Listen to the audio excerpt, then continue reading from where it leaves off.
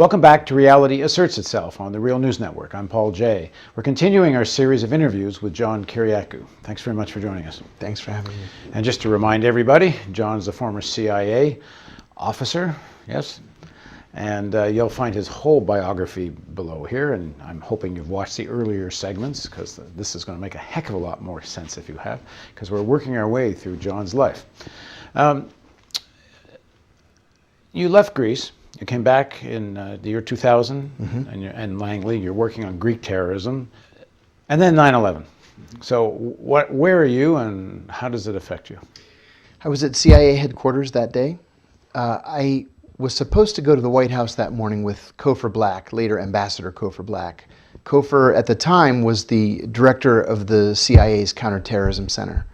And we had a meeting scheduled that morning with Condoleezza Rice, who at the time was the National Security Advisor, to discuss a Greek issue, which seems quaint now. But I had taken a call from a driver who said that our car was ready and to come out to the side entrance to ride to the White House. Now, before we can do that trip, what's the mood at CIA? Because we know now, according to George Tenet, that he had told President Bush when he first presidential national security briefing that the number one threat to the United States is Osama bin Laden and Al-Qaeda. Yes. That summer, leading up to 9/11, Richard Clarke says our hair is on fire.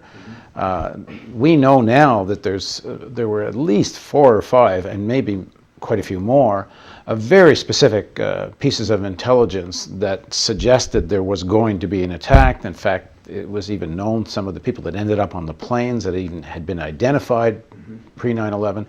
There's a lot going on. Now, I know you're working on the Greek file, but how much are you getting a sense of this?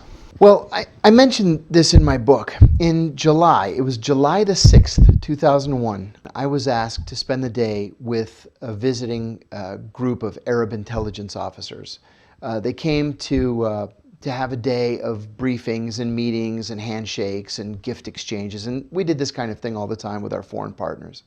So as part of that day of briefings, I had asked for briefings from the Osama bin Laden group in the CIA's Counterterrorism Center. Much to my surprise, they did not send a mid-level analyst, which is what I had expected, to do this briefing. Cofer Black himself came, and Cofer at the time was the director of the CIA's Counterterrorism Center, then called the Counterterrorist Center. And Cofer started off this briefing by saying, and these were his exact words, he said, "Something terrible is going to happen.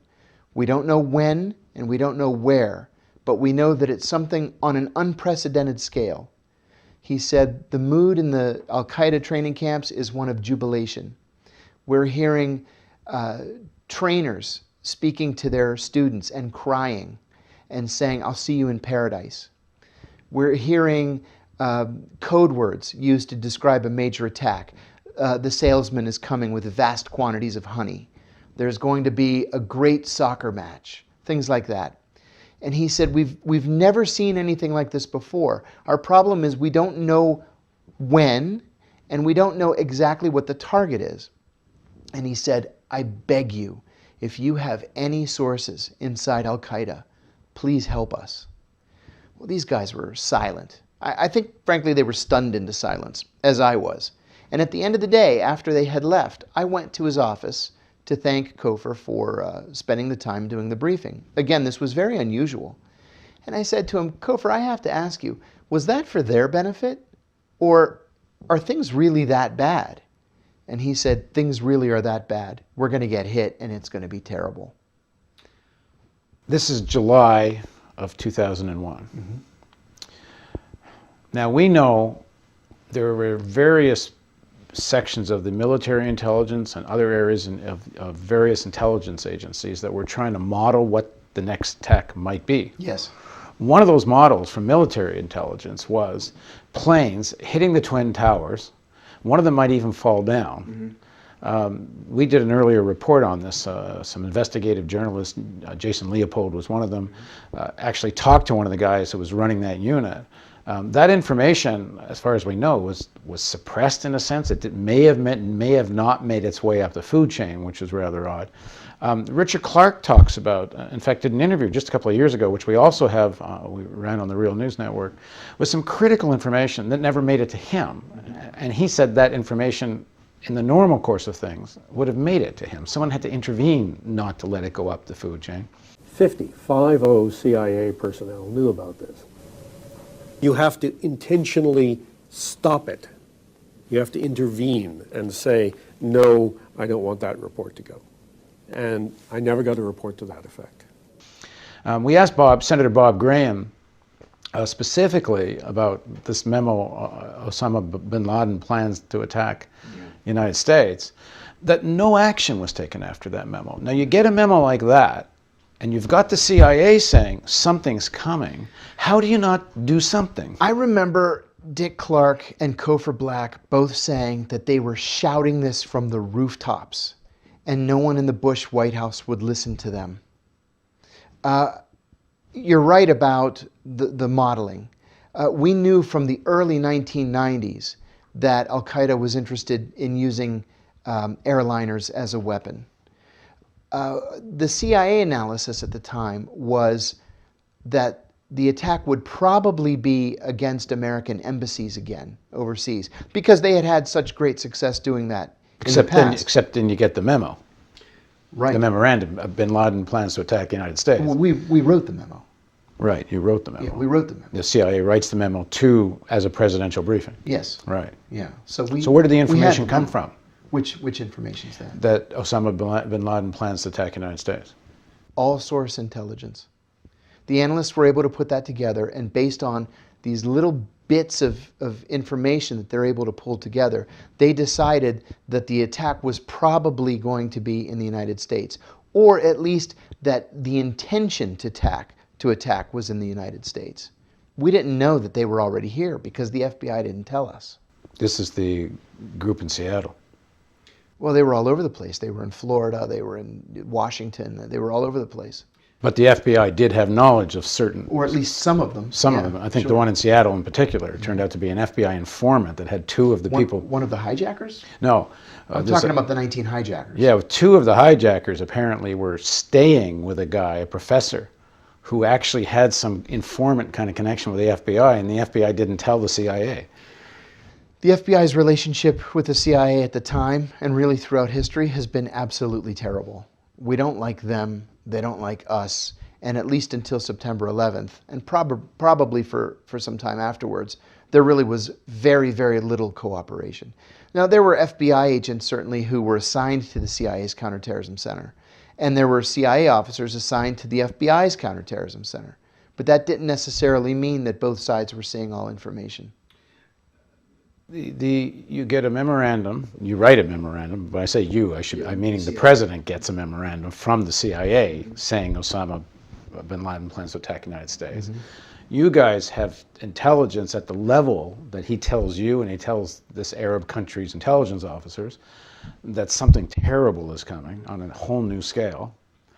Why do you think you cannot get Condoleezza Rice to listen or the president to listen? So this is one of the enduring mysteries of the Bush administration. I don't know why the Bush White House was not focused solely on trying to stop this attack. Never mind. We all knew it was coming. They seem to be making efforts not to want to know. Kind of seems that way. I mean, how do you get Colleen Rowley's group in Minneapolis can't get a warrant to go into a computer of a guy that wants to learn how to take off and not land? I mean, this is...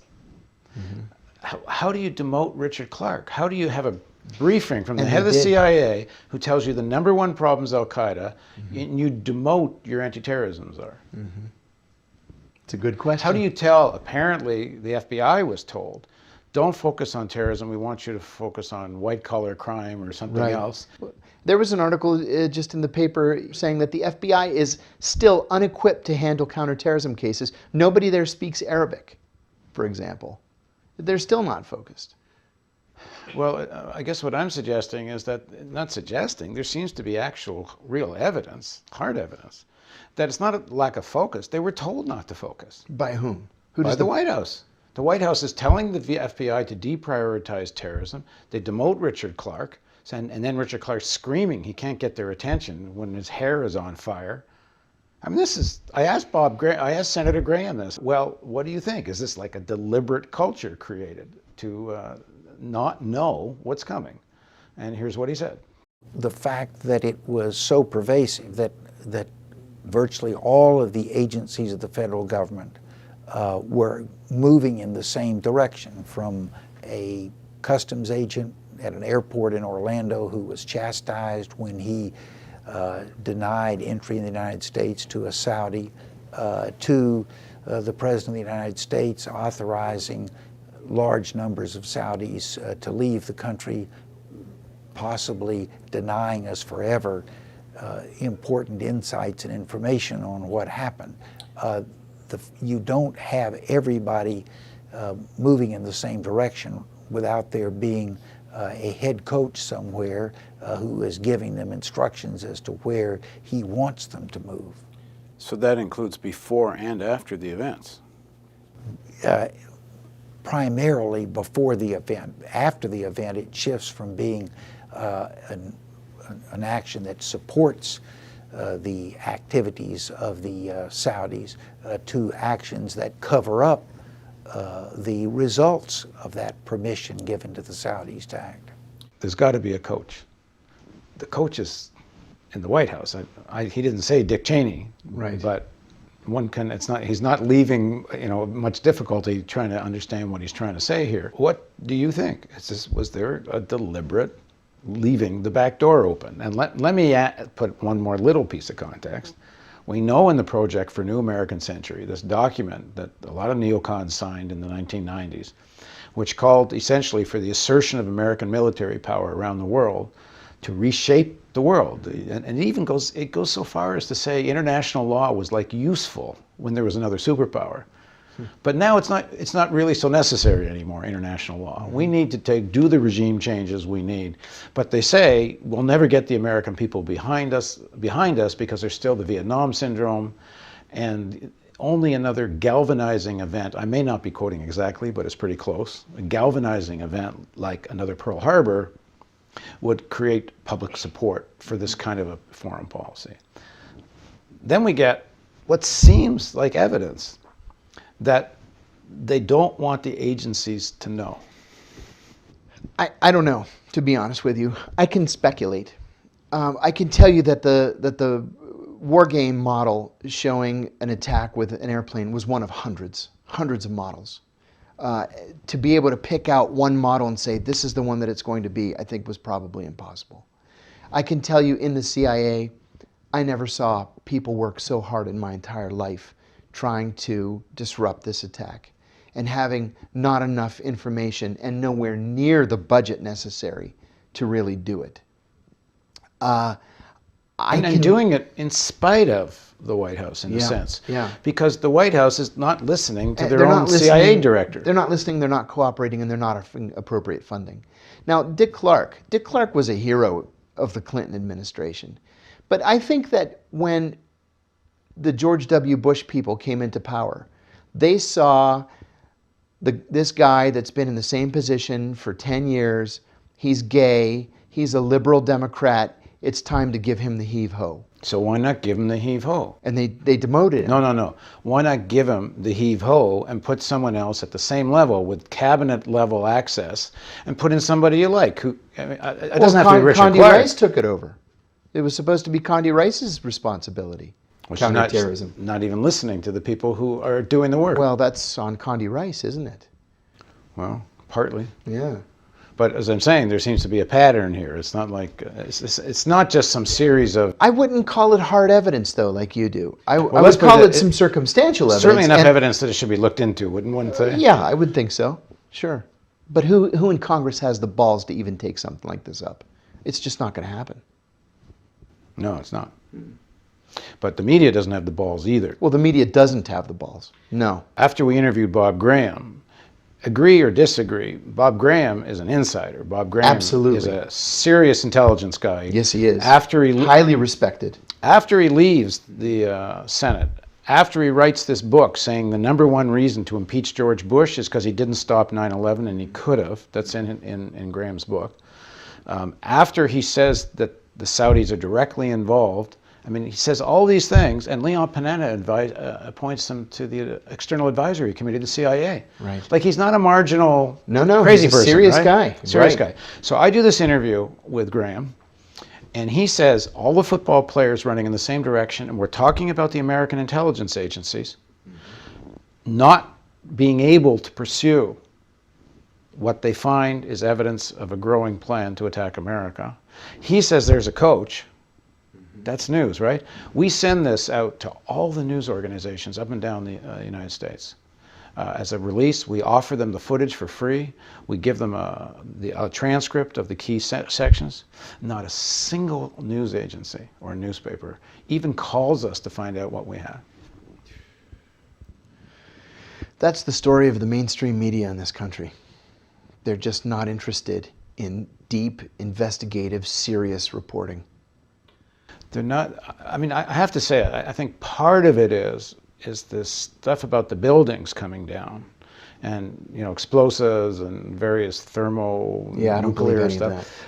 I think it's actually, I've told people that believe this stuff, if 50 years or 100 years from now you turn out to be right, I actually still think you should shut up right now.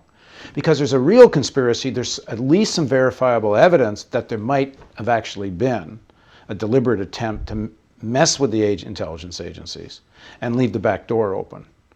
There's at least enough, what's they call, prima facie, to look into it. And the stuff about the building has kind of freaked everyone out so much that it seems so absurd. And even if it turns out it's true, it gets in the way of something that is actually there and verifiable.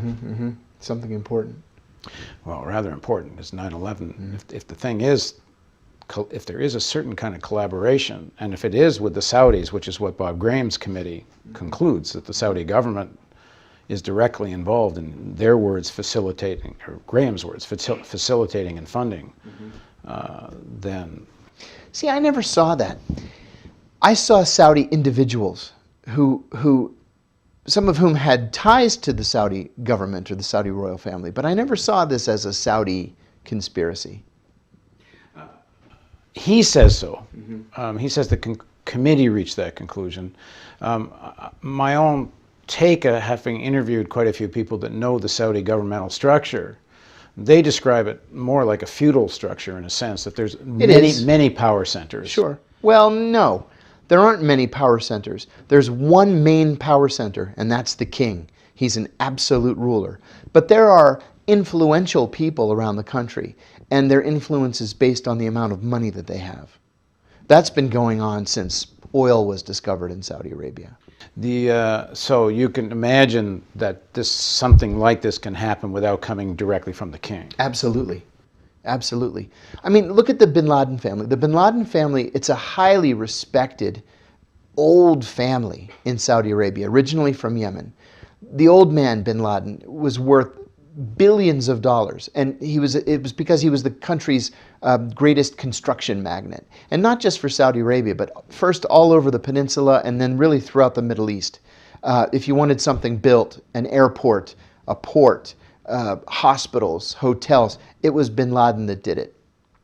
Now, the bin Ladens have absolutely no blood ties to the royal family. They don't even have any marital ties to the royal family. But the bin Ladens are a force to be reckoned with in Saudi Arabia. I think it was people who had bin Laden kind of money who were involved in funding and financing al-Qaeda. It wasn't necessarily the Saudi government. It wasn't necessarily even members of the Saudi royal family, although there probably were a couple of rogues. I think it was these wealthy businessmen who really keep the country humming, at least keep its non-oil economy humming. They were the ones we should have been looking at. I have no idea who's right in this, but it is beyond belief, is it not, that there has never been an investigation into what's in those 28 pages, the 28 redacted pages of the Joint Congressional Investigation. Absolutely. Graham, without ambiguity, says it's the word government. And in the interview, I stress him. I say government. He says government. I said not some rogue princes or something. He says no, government. He says they have hard intelligence of that. It's in the 28 pages, and he's not allowed to say what's in the 28 pages. I never saw any such intelligence. Well, you weren't in that section. But I spent most of my career working on Saudi Arabia in one way or another, and I just never saw anything like that. Okay. All right, we're going to continue our discussion with John. We're going to pick up where he was on 9/11 and the atmosphere in CIA and his role, and then he ends up in Pakistan. Please join us for the continuation of Reality Asserts Itself on the Real News Network.